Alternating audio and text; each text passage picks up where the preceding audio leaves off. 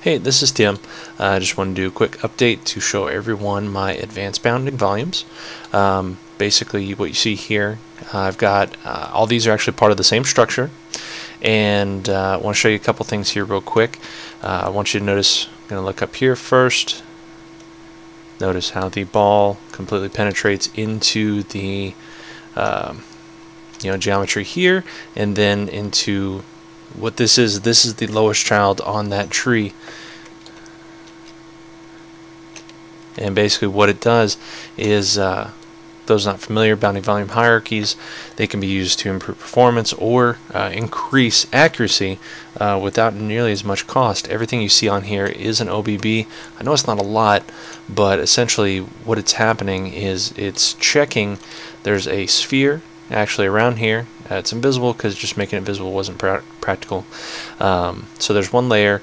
Once it gets inside the sphere, it then checks top or bottom against the OBBs here. So it does sphere, then 2 checks, so 3 checks here really.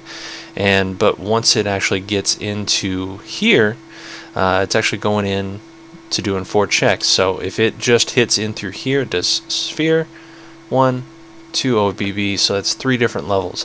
Now down here, just want to show you that it does act robustly. The bottom part is not connected to the top, so this is the furthest down child of this top section. This bottom section doesn't have any more children, so what happens is it actually generates contact as well. So you can have different layers, you can build your hierarchy however you want.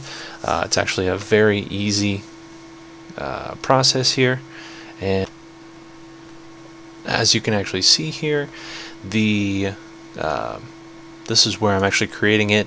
I've actually got a system here to where it literally just lets me go ahead and create the base and kind of tell it how big I want the bounding sphere to be. What that's actually going to do is whenever there's a mesh that's being used, there's a DirectX function that will generate a bounding sphere, and that will actually take in that value. So right now I'm just putting it in. I don't have I have meshes that I can mess with, but right now I'm just trying to do some testing. So what you see here, what you can actually do, the top level is always called circle, and this is actually something from DirectX tutorial and from all the other sites that kind of show you how to do animated meshes. You can do, it has a long pointer to a C string that will actually let you name them, and this is huge.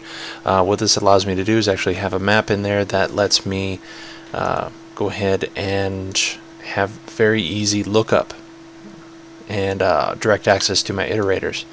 And so what ends up happening here is I can create, basically it just returns a bounding volume pointer here for the advanced PB. Then I add 2 children to the circle, and then I add 1 child to the top half, and I call it torso. You name it what you want, then you search it up by that later. So very intuitive system, very quick, very easy. I'm very proud of it. I'll get some better looking video up here soon. I just wanted to go ahead and get this up because I hadn't had any video in a couple days. Thanks.